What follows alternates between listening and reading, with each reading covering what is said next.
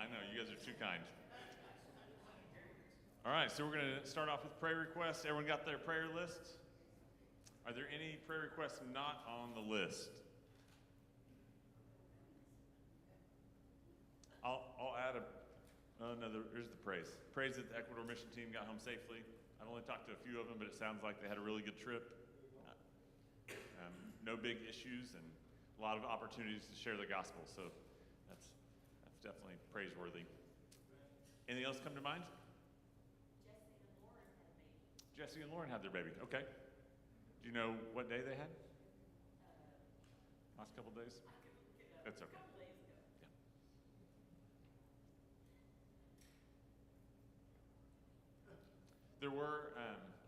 There were 2 prayer requests submitted Sunday morning. Came through the office, and so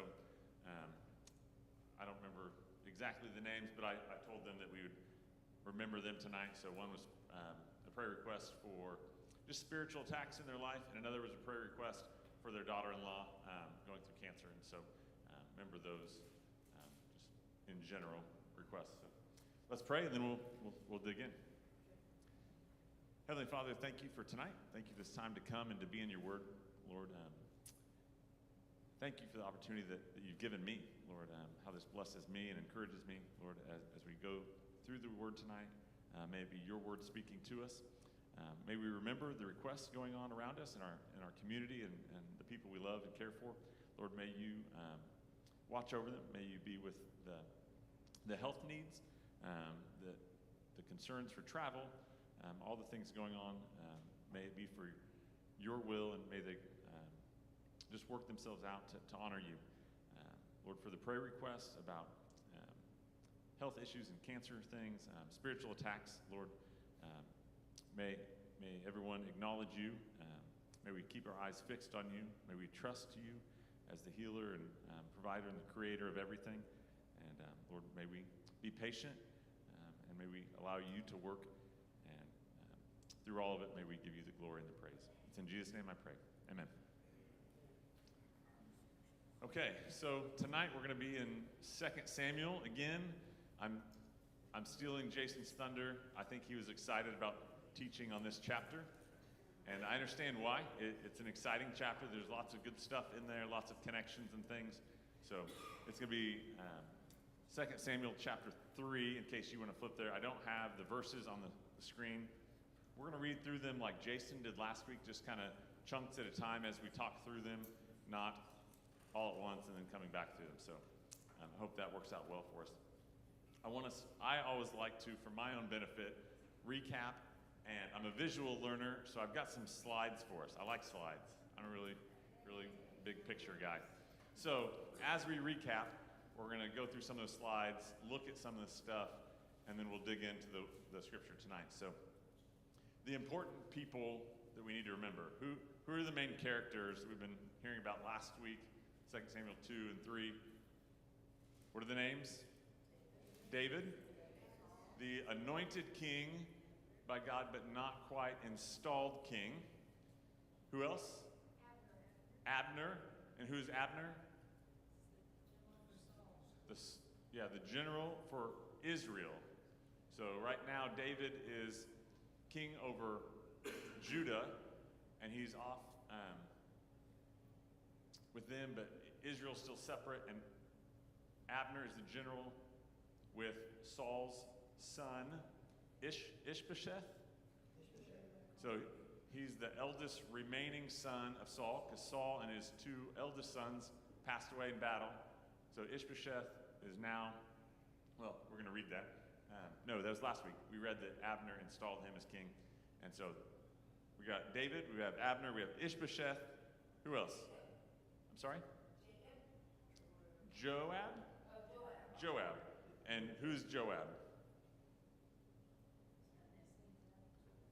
Joab is a nephew of David, and he's the general of Judah's army. So we have Abner, the general of one army, Joab, the general of the other. We have David, the anointed king, and we have Ishbosheth, the kind of installed king. So those are the 4 main characters. There's some others that we're going to talk about. Um, let's look at, first off, the map. Jason talked about some of this last week. I circled the cities that I think are the main ones we're going to deal with. David had been in Ziklag, which was in Philistia, and last week he prayed to God, should he go back to Israel? And God said, yes. God said yes, so he goes up to Hebron, which is kind of where his family was.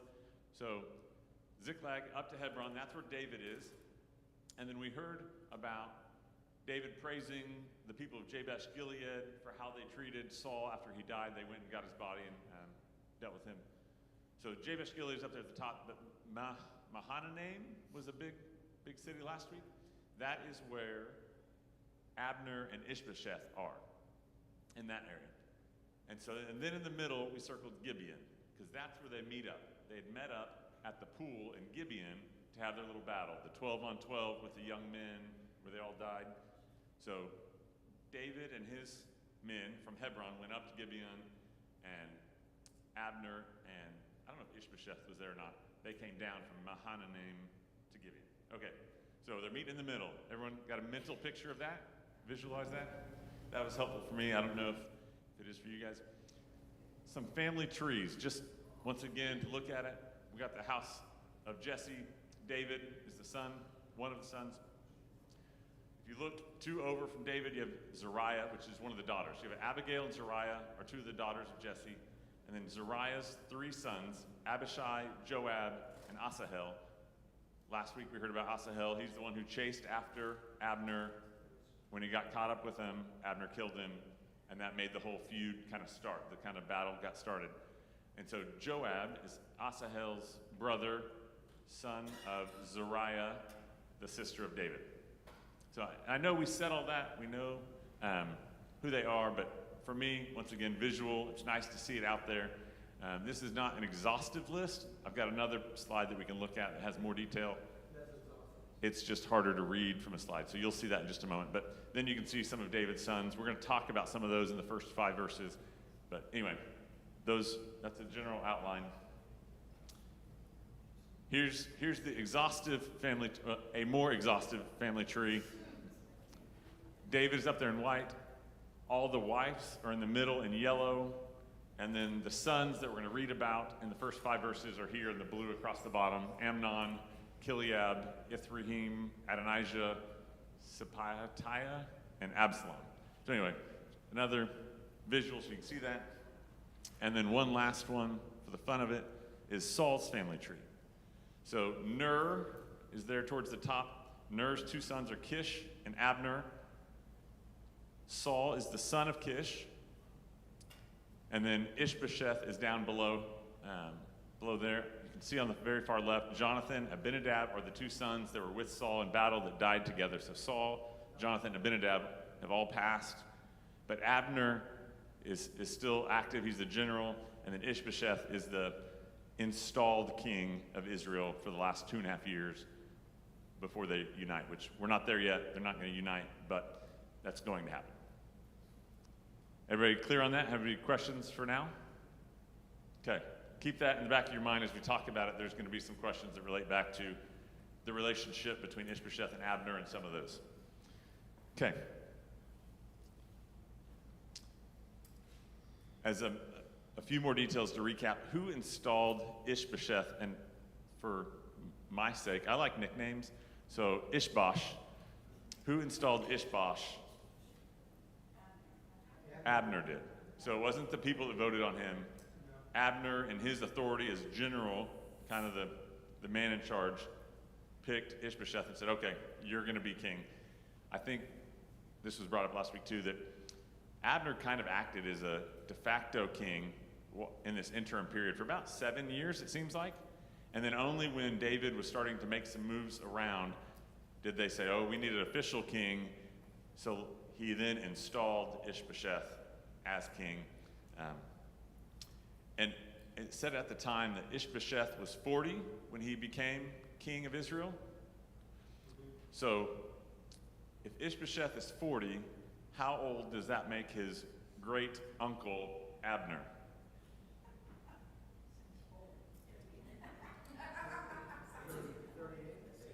I don't know. I mean, but old enough to be his great uncle. So Abner is the guy who was running away and got caught by Asahel, who was swift as a deer, and that's when he killed him in July. So old, I assume, great uncle Abner is the one that was in a foot race. But they're the two main characters, great uncle and Ishbosh.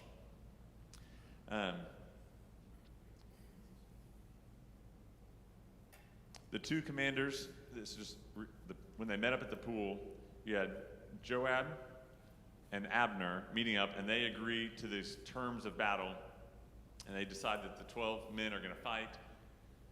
We don't know why that they did that. We don't know what the thought process was behind it, because then all 12 men from both sides, 24 young men, die in the battle, and then they flee, and then they have the chase scene and all that. Right at the end of it, they call for a truce.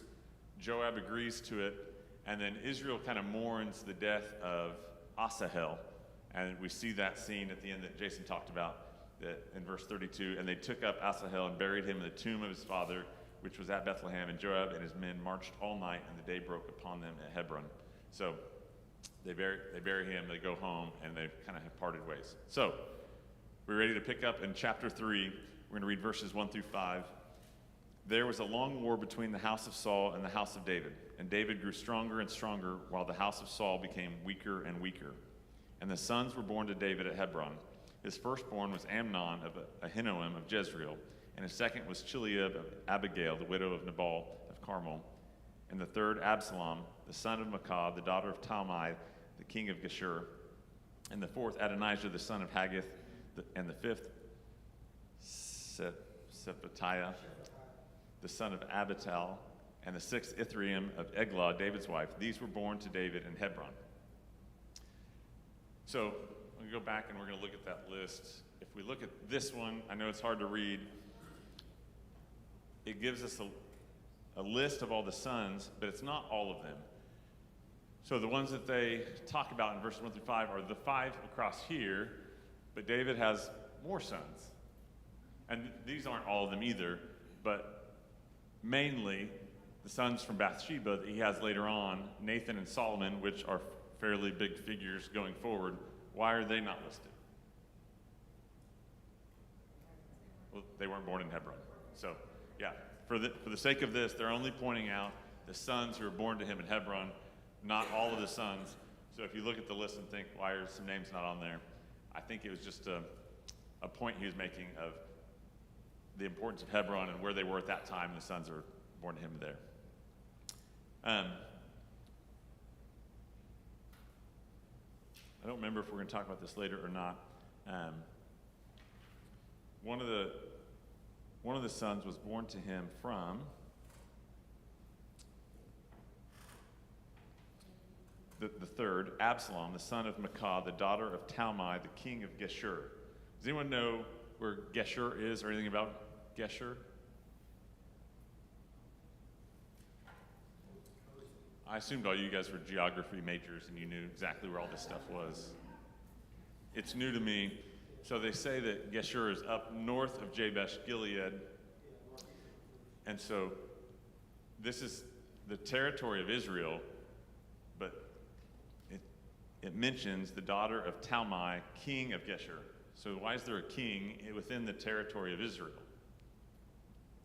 Well, these people were original inhabitants that weren't killed off, that stayed in the territory, and Israel kind of allowed to remain there, and they had their own king within there. And so David took one of his daughters in marriage. We're going to get into the reason why he would do that later, but he took someone outside of the Israelites to be a wife, and I think that will play a factor as we go forward. Everybody good with that?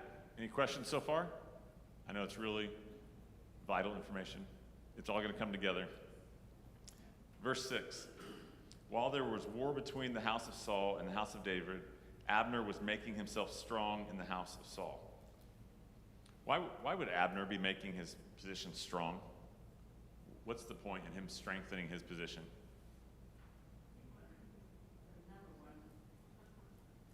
I think he did want to be number one. He kind of was already, though. If he's the one installing the figurehead king, he kind of already has the power. What's the point?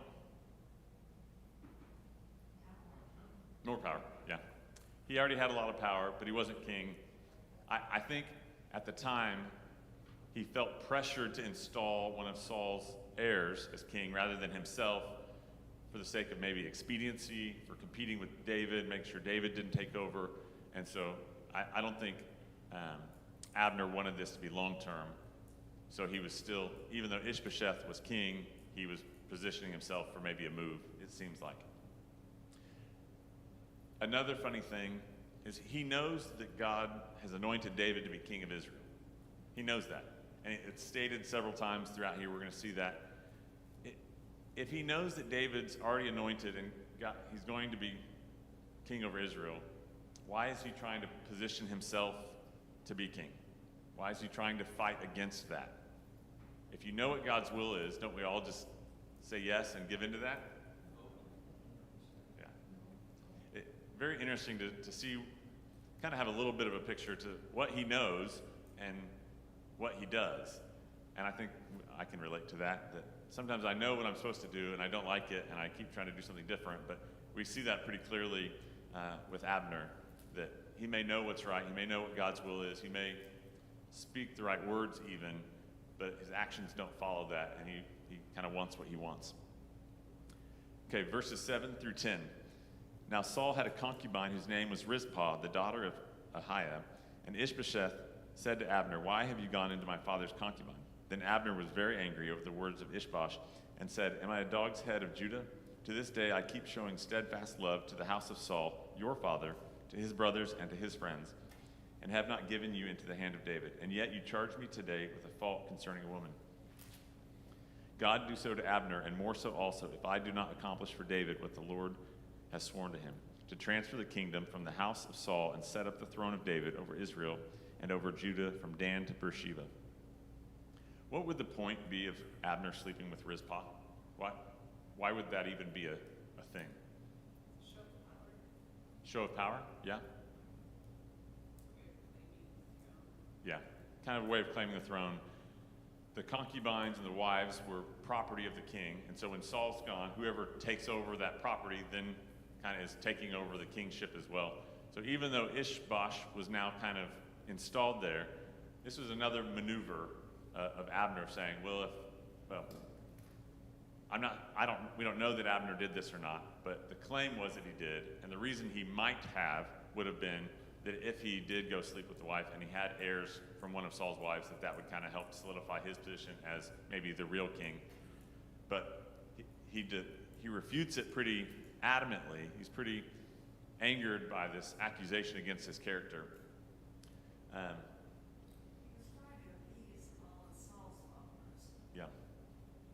Yeah.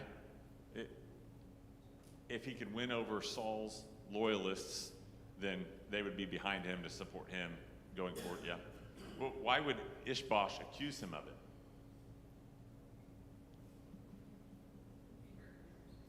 Yeah. I mean, he probably sees the maneuvering.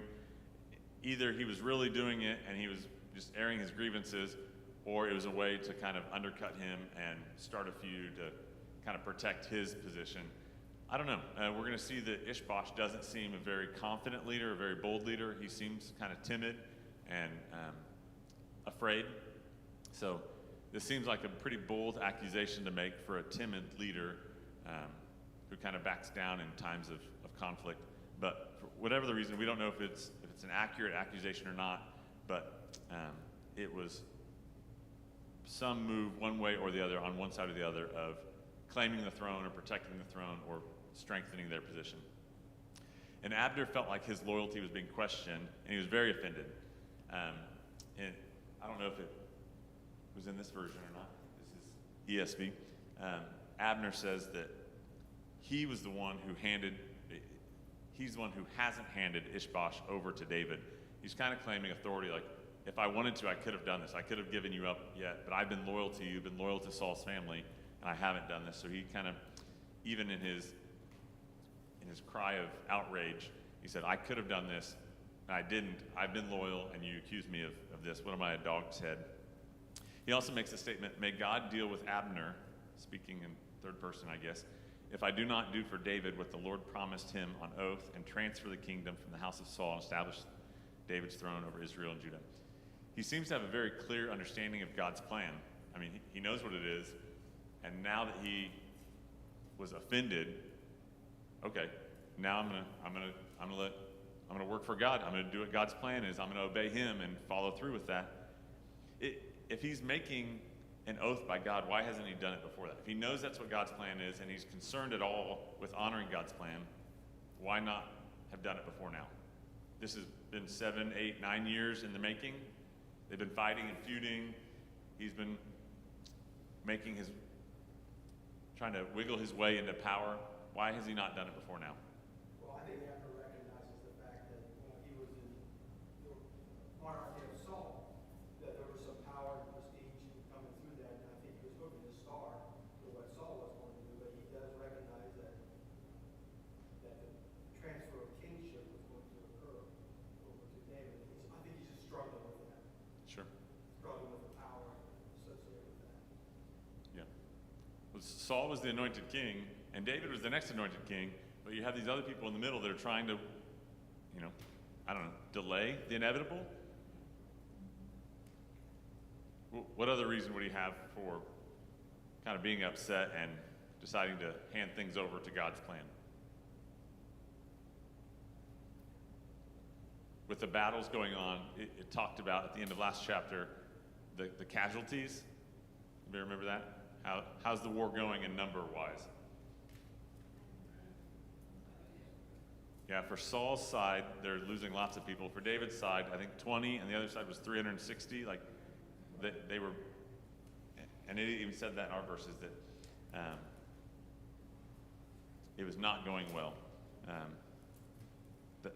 The house of Saul and the house of David, and David grew stronger and stronger, while the house of Saul became weaker and weaker. So maybe he realized also he was fighting the inevitable, and his side was losing. He better switch over, better acknowledge what's going on. So that's maybe my guess at why he's doing it now. He's recognizing where his army stands and where they're headed, and he's offended. I think his pride gets to him when Ishbosh calls him out for this, makes this accusation against him, and so he finally says, all right, you want to treat me like that? I'll just go back and give up, and we'll switch sides. Verse 11, and Ishbosheth could not answer Abner another word because he feared him. I think another example of Ishbosh was not the mighty warrior king. He was not confident. He was not going to defend himself. He kind of cowered down when Abner said, "This is what you're going to do. I'm going to take over. I'm in charge." And he kind of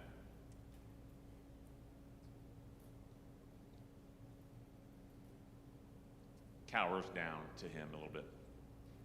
Verses 12 through 16, and Abner sent messengers to David on his behalf, saying, to whom does the land belong? Make your covenant with me, and behold, my hand shall be with you to bring over all Israel. And he said, good, I will make a covenant with you, but one thing I require of you, that is, you shall not see my face unless you first bring Michal, Saul's daughter, with you when you come to see my face. Then David sent messengers to Ishbosheth, Saul's son, saying, give me my wife Michal, for whom I paid the bridal price of 100 foreskins of the Philistines. And Ishbosheth sent and took her from her husband Paltiel, the son of Laish. And her husband went with her, weeping all the way to Bahurim. Then Abner said to him, go, return, and he returned. So Abner reaches out to him to make a deal. Why is he making a deal? Maybe because his side is losing. Do you think there's ulterior motives just besides that? What kind of deal would the general of another side want to make with? Stay alive. Want to protect his own life? Yeah. Yeah. Maybe try to pick out your job or what you're going to do the next one. Yeah. Some commentators I read speculated that he wanted to try to be the commander of Israel. You know, if he could guarantee that Israel come over and join David to be the United Kingdom, that he would then get maybe the commander of all things, or maybe second in charge, or whatever it might be. So he's wheeling and dealing to kind of protect his life and maybe get a high position. Would it be wrong for David to kill Abner? Abner came over, kind of this arch rival, commander of the other side. They've been warring for 7, 8, 9 years. He comes to make a peace deal. Why doesn't David just kill him right then? I'm sorry? He needs Abner. Okay. Why does he need Abner? He is a mighty warrior. He's an older man that may be nearing the end, but he's got a lot of political connections. He's got the nation, the people of Israel, that half kind of behind him. So there's some political side there. And I think David recognizes also trying to unify the situation with Israel. Yeah. Unity. I think that's the main theme of this chapter that I could see. David's attempt at unity. What's different about David? We're going to jump to the main point. I apologize. We're kind of there now. So how is David unifying Israel?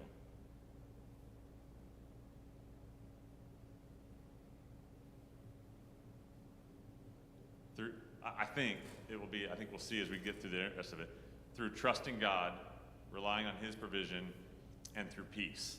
Not through war, not through acting out on his own, but patience and peace is how he plans to unify, not strength and aggression and compulsive action. So keep that in mind as we go.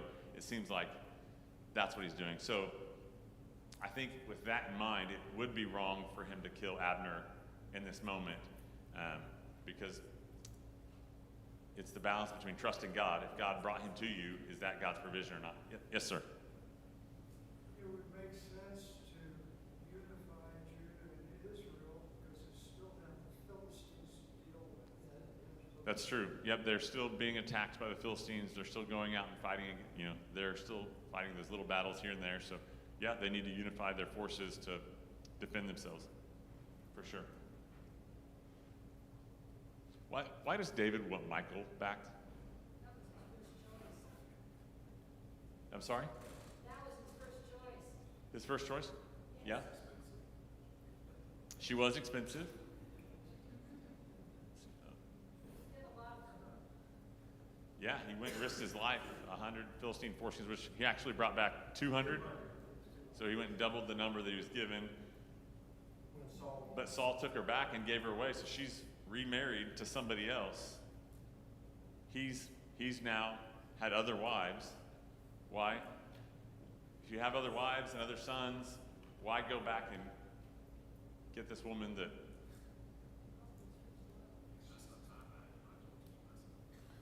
yeah. It's still his first choice. Yeah. So what's our main theme again? Unifying. So I think in the commentaries, I stole the idea from the commentaries, that in an effort to unify, David, it seems a bit political, but he's marrying people in an effort to get loyalty, to get buy-in, to get unity. And so I think that might have been part of it. I don't know that that's the whole reason. My first love could probably still be part of it. Unity could be part of it. But by marrying one of Saul's daughters, some of the loyalists to Saul might start to come over. And the crazy thing is, I think most of Israel recognizes that David is the anointed king, but they're fighting against it. They just don't seem to care. Even Abner, the general de facto king, acknowledges that that's God's anointed king, and he doesn't want to give into it. So I think most of Israel must acknowledge that as well. But in an effort to help unify and help make that easier, I think that may be why he asked for Micah to come back. Maybe the same reason he was marrying Maacah from Geshur as a wife. He married a daughter of a king in the northern territory to kind of help bring those people on board and kind of get loyalists from there. So anyway, keep that in the back of your mind. I don't know that. That's just speculation from different commentaries, but it seems to go along. Who gives the order to have Michal sent to David? Ishbosh. Yeah. So he's still the figurehead king. He goes along with the deal that Abner went off to the side and made with David. Why would he do that? You just insulted your great uncle, the commander of your armies. He says, fine, I'm going to hand over our kingdom to David, to our arch rival, and he's going to take over. He storms out and goes and makes a deal with David, and part of that deal is that David gets Michal back, and then he goes along with it. Why would he do that? He's in fear, yeah. He was never in charge. Abner was always the strong one, the one in control, the mighty warrior. He just does what he's told. And then when the husband comes along with Michal and he doesn't want to leave, Abner is the one who steps in and says, go back home. And the husband listens to him. So clearly he has the power. Verses 17 through 21. And Abner conferred with the elders of Israel, saying, for some time past you have been seeking David as king over you. Now then, bring it about, for the Lord has promised David, saying, by the hand of my servant David, I will save my people Israel from the hand of the Philistines and from the hand of all their enemies.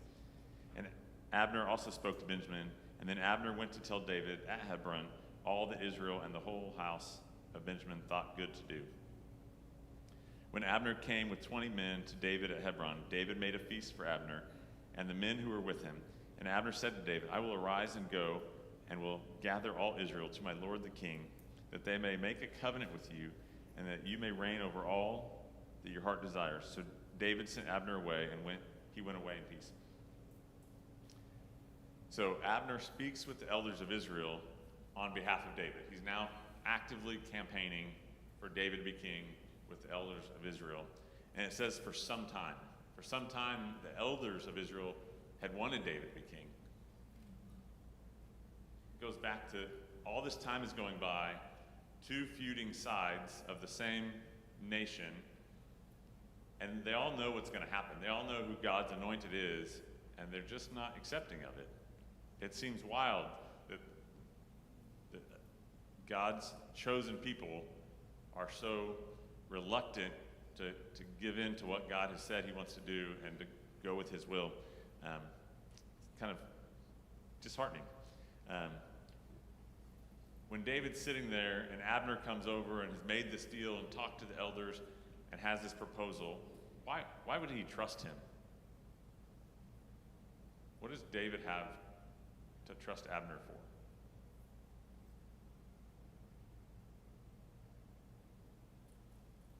Rather than just political intrigue, I'm sure David maybe has saw what the Lord's will was in this case. So he recognized that in order to unify Israel and didn't need as king, he needed to occur. So Yeah. clearly Abner. If his goal is unity, and unity through peace and faith in God and trust in God, then this is God's hand delivering it to you in front of you. So he may not trust Abner, but maybe he's trusting in God that this is part of his plan for the way God has led him and directed him to unify Israel under him. But I don't know. I think we see a lot of instances where an enemy comes in and then they're just killed immediately. Someone seems to come in with friendly proposals or what they think is good news, and it's not good news, and they're just chopped down right away. Both Abner and David were men of war. Yeah. They had lots of war experience, lots of killing as an army. And I think they both had healthy respect for each other. Sure. So they met on a different kind of level. Yeah, there's probably a special connection as men of war, as commanders, as valiant fighters, that they had that level of trust between each other. Sure. And that remember when God removed his spirit from Saul, Mm-hmm. and then when he anointed, then David received his spirit. So we like to think that God was correcting some of David's choices. Yeah, the Spirit of God rushed upon David, and that's, I think, probably still directing his choices, for sure.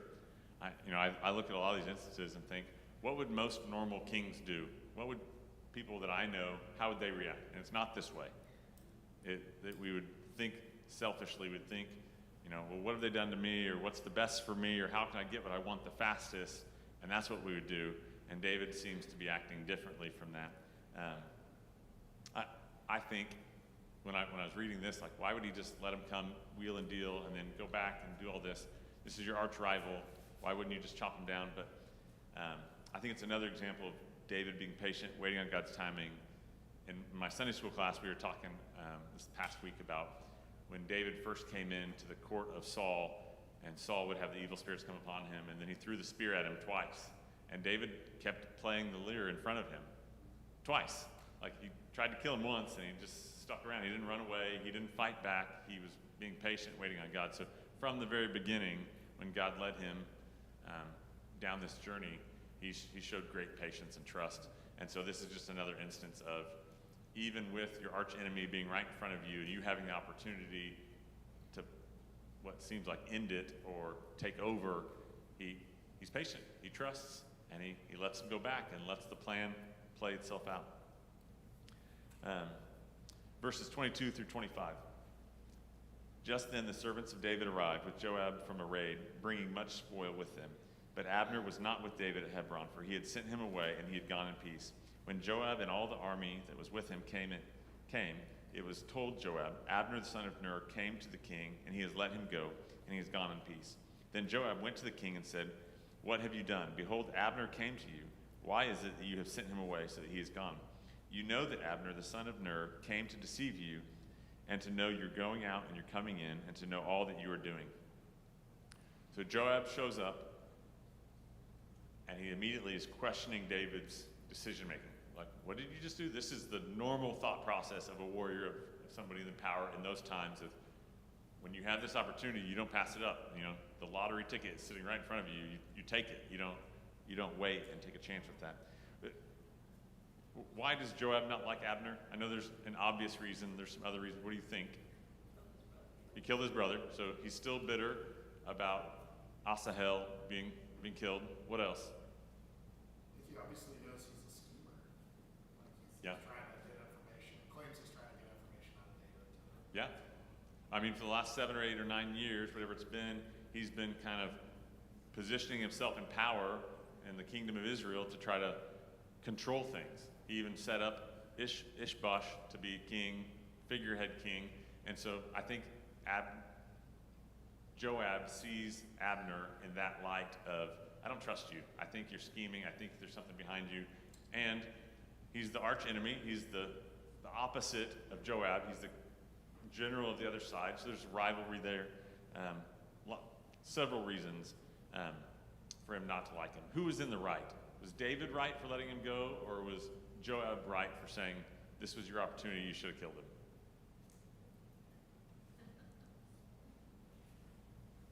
There's always a struggle, I think, with the bloody civil struggle, strife, whatever it is. We recognize maybe that's not how, with bloody assassination and usurping the throne, but who is it right? I don't know, but there was a struggle between Abner and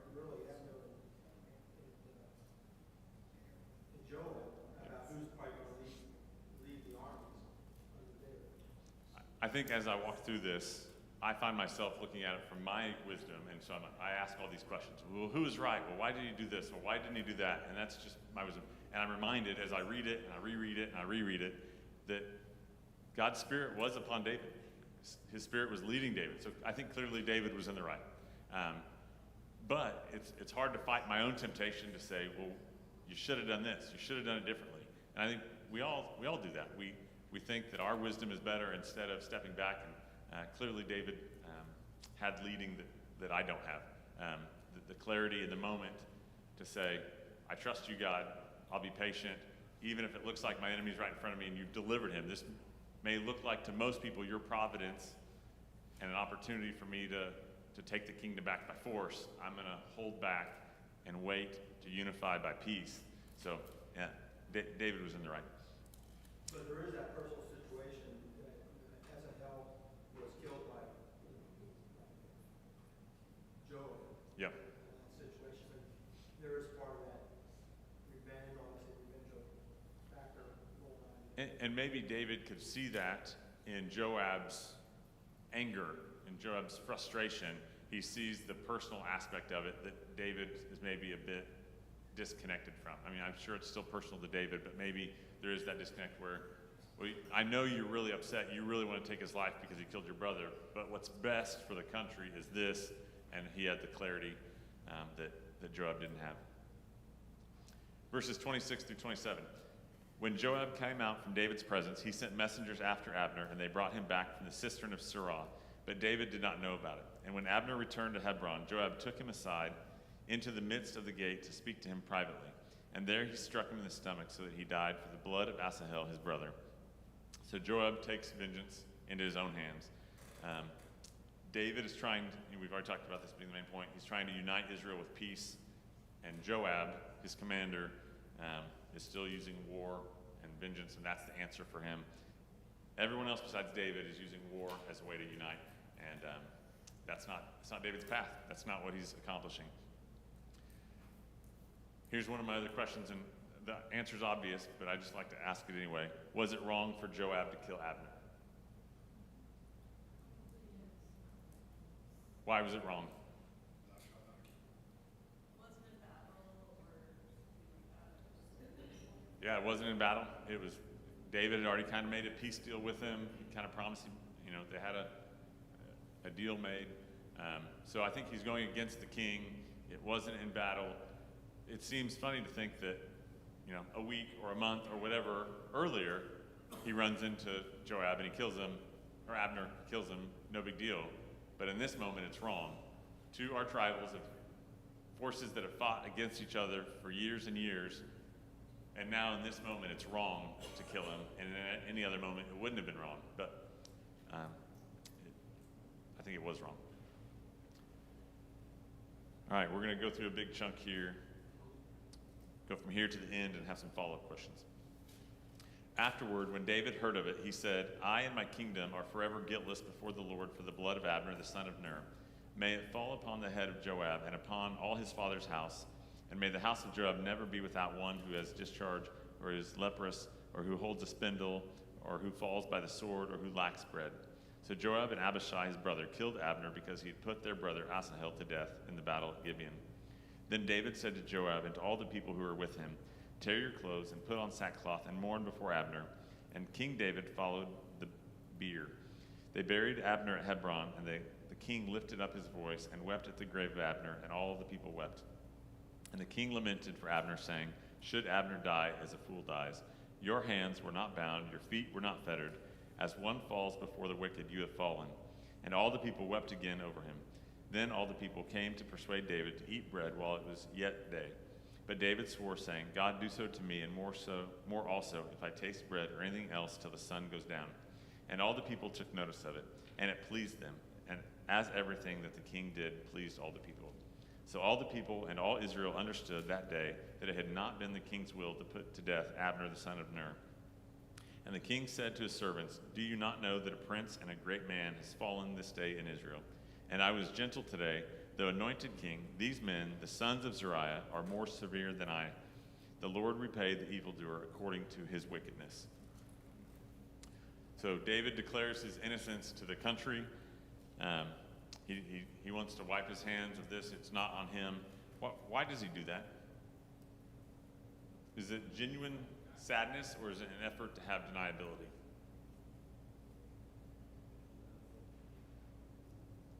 Yes. I think Jim says yes. I think yes on both counts. Yeah. He does want deniability, and it is genuine sadness. I mean, the words he uses to describe him are not like, oops, this happened, I don't want to be in trouble for it. It's genuine, like, heartfelt mourning. So even with his arch enemy, there's this connection where he grieves deeply over him. A man that he fiercely fought against for the last 9 years, he's mourning deeply. And it doesn't mention David specifically, I don't think, in the last chapter, but when Asahel died, the nation kind of mourned over him and took him back and buried him in his father's tomb. And now we see kind of same situation. Abner dies, and David and the nation is mourning over him. Why doesn't David punish Joab?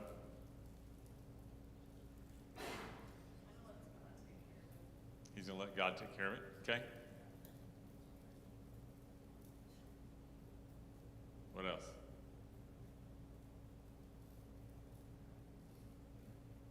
Is David afraid of Joab? Not afraid. So our main theme, unity through peace. So it goes back to, he calls him an evildoer. The Lord repay the evildoer. So he's not happy with him. I don't think he's scared of him, but he's still walking by the leading and restraining himself, I think, for the sake of the nation, for the sake of unity, and I think that's just part of God's plan. Yeah, I don't know. It seems like a lot of other people throughout the Bible are just immediate consequences, but in this instance, for the greater good, it's not time to kill Joab and to punish him. My Bible says to punish Joab could cause the troops to rebel. Joab was David's nephew, and any harsh treatment could cause family problems. Yeah. Joab was from the tribe of Judah, and David didn't want rebellion from his own tribe. And to get rid of Joab would mean losing a skilled and competent commander who had Yep. been valuable in strengthening his army. Yep, the general of your army. You come and strike him down. Division within your family, division within your nation. You lose your general. You got other people fighting to then take over that position and fighting for power. It's a very fragile time for Israel. Yeah, I think that has to be a little bit of it. The taking great care in how he rises to power, how he's finally anointed or acknowledged as king over Israel, not just doing it rashly or forcefully or anything like that. So I think there's a lot of consideration goes into that, for sure. Family dynamics, political dynamics, all of that. And godly wisdom. Mainly godly wisdom, for sure. Why does David speak so highly of an enemy? He calls him a commander and a great man. Does that seem odd? He did the same kind of thing with Saul, right?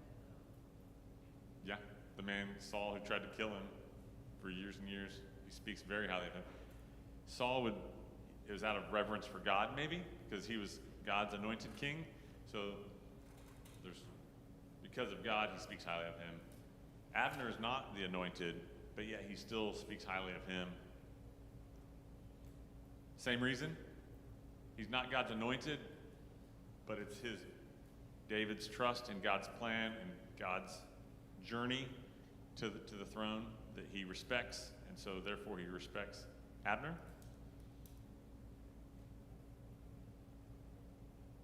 Or maybe he just feels like he's guiltless in this, like he had a deal, he had done the right thing, he had finally given way to God's plan and come over and assisted David in that plan, and so now he's just feels the connection because of how he assisted him and helped him. I don't know. I don't have an answer. The commentaries didn't give me an answer. It goes back to unity again, right? Like if he stands up and gives a big offensive speech against this guy, like there's a whole bunch of people that were loyal to Abner that was upset. Yeah. Yep. Is Joab ever punished for this? Anybody remember? It's a very guided question. Yes, he is. 1 Kings chapter 2, verses 5 and 6. David asks Solomon, his son, on David's deathbed, as he's about ready to die, he asks Solomon to deal with him according to his wisdom, but to not let his gray head go down to Sheol in peace. So Solomon, immediately kills him, and he dies there. I don't know. It's interesting to look forward. This guy, the commander of Israel, had been loyal to David, serving David's nephew, all of that. And at the end of his life, David basically hopes he goes to hell, that he goes down to Sheol in peace. Like, I don't know, it's an interesting dynamic to see Abner, the general for the other side, at the end, David speaking very highly of, and Joab, David's main general, at the end of his life, the opposite. I'm still wrestling with that in my head, but why that happened and how that comes about. But that's Joab's punishment at the end of his life.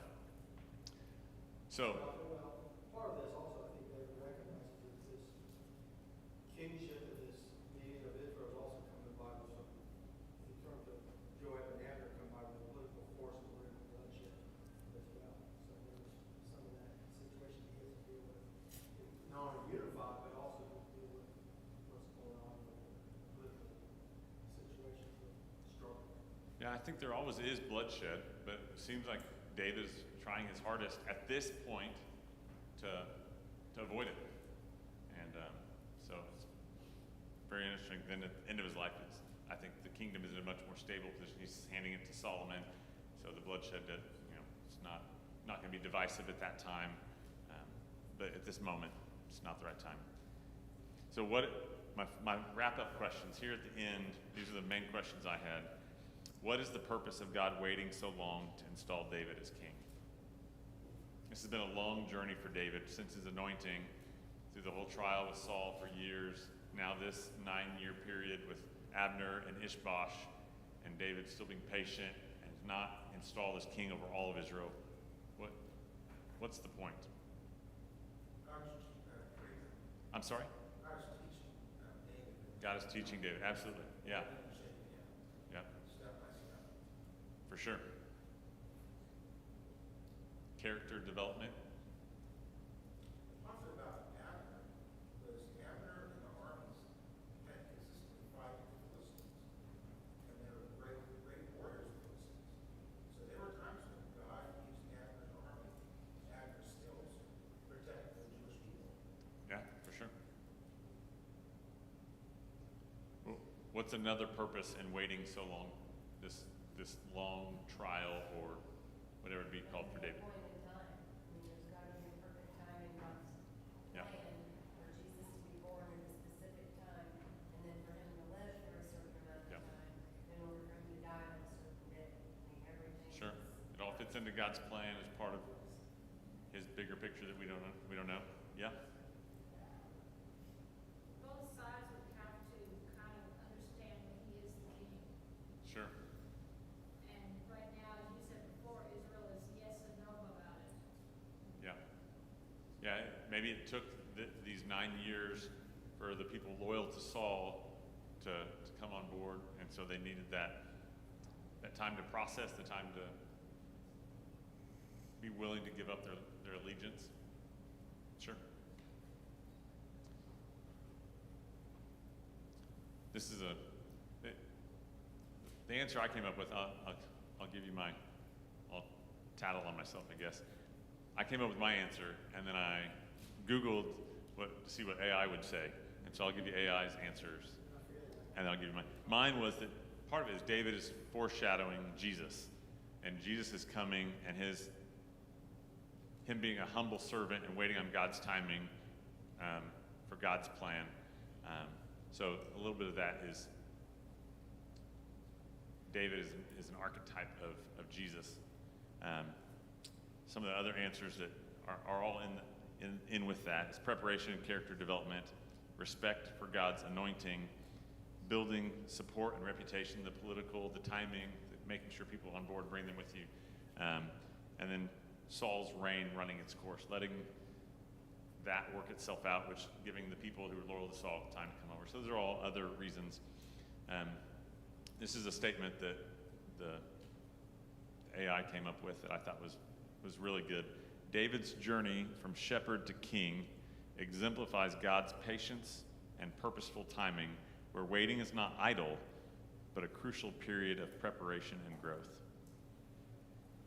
And I think looking at this as an example for me, we often feel like we need to identify a purpose and then get a plan and then move towards it quickly. And nowhere in my plan is ever sit and wait. It's not be patient and take time and take time. My plan is, action steps and progress and movement towards things. And it's a good reminder of there's a balance there, but waiting and being idle sometimes is crucial to God's development in our lives and in David's life, in the people around him's life, for God's purpose to run its course, for God to be glorified in how it comes about.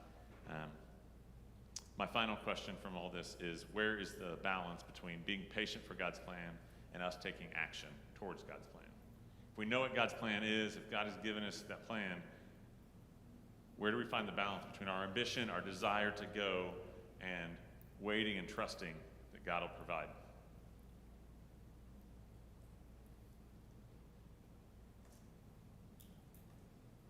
I was hoping you guys would have the answer to that. My answer is wherever God says it is. That's the balance. I don't think we can't compare ourselves to everybody else. We do that often. We compare to other people and say, well, this is how God did it in their life, or this is how God did it in the past. And comparison is not effective. That's not what God has for us this time. We need to trust God in each situation.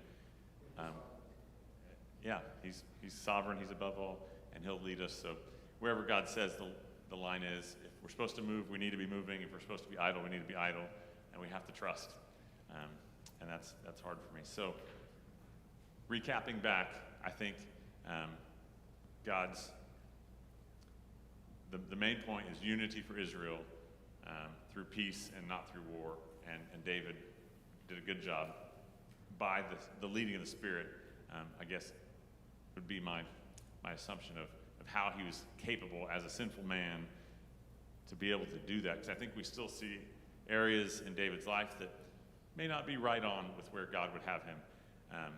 It's the empowerment of God's Spirit upon him that enables him to unify the nation through peace and not through war, that has brought him around to this. What questions? Anything I missed? Anything we need to talk about? Any additions you want to add? Okay, well, we'll be done. I was a minute late last time. I'm 2 minutes early this time. It's going to balance out. All right, let me pray for us. Heavenly Father, thank you for your word. Thank you for how it's been fresh to me in my life, how it applies to me in my life. Lord, help me to go from here and to chew on it, Lord. May I draw near to you. May I allow you, your Spirit in my life to lead and to guide me. May I trust you the way David trusted you. May I lead my family the way that you call me to, and may it be for your glory. As we go from here, as we go out, may we honor you, may we glorify you, may our lives speak the truth that you've shown us, and it may be for your